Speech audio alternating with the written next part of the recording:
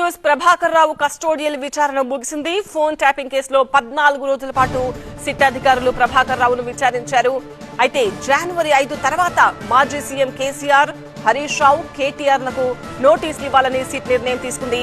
జనవరి 16న సుప్రీంకోర్టుకు ఈ మేరకు నివేదిక కూడా ఇవ్వబోతోంది సిట్ టీం.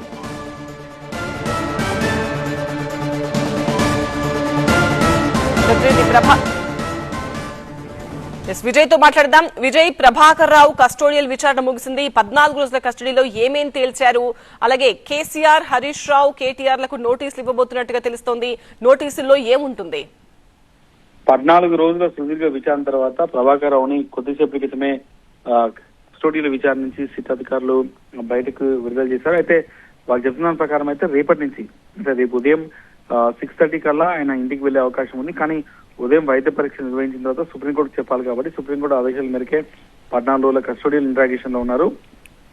ఆయన చాలా విషయాలు చెప్పారు. ఫోన్ ట్యాపింగ్ సంబంధించినటువంటి 14 రోజుల విచారణలో అనేక అంశాలు మెన్షన్ చేశారు. పొలిటికల్ లీడర్లకు సంబంధించి దాదాపు జనవరి 5 తర్వాత మాజీ సీఎం కేసీఆర్ తో పాటుగా ఆ పార్టీకి సంబంధించినటువంటి మాజీ మంత్రులు హరీష్ రావు, కేటీఆర్ లకు కూడా ముగ్గురికి నోటీసులు ఇచ్చే అవకాశం అయితే సెట్ కనిపిస్తుంది. ఈ రోజు జరిగిన ఏదైతే మీటింగ్ లో ఉందో ఆ మీటింగ్ లో కూడా సజ్జన ఆధ్వర్యంలో జరిగిన మీటింగ్ లో కూడా ఒక డెసిషన్ తీసుకున్నారు. కానీ కస్టోడియల్ విచారణలో కొన్ని కీలక విషయాలను అయితే సిట్ రాబట్టింది.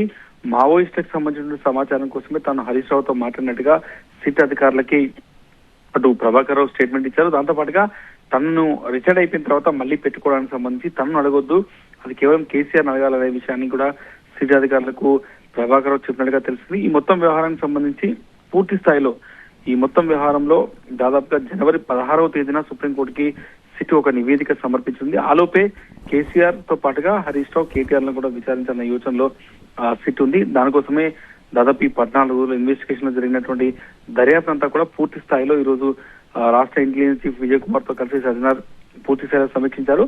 ఓవరాల్ గా అయితే ఈ ముగ్గురిని విచారించిన తర్వాతే ఫైనల్ ఛార్జ్ షీట్ దాఖలు చేయాలనే ఒక ఆలోచనకు వచ్చారు. దాంట్లో భాగంగానే ఈ ముగ్గురిని విచారించిన తర్వాతనే ముగ్గురు స్టేట్మెంట్ రికార్డ్ చేసిన తర్వాతనే ఫైనల్ ఛార్జ్ షీట్ దాఖలు చేసే అవకాశం కనిపిస్తుంది.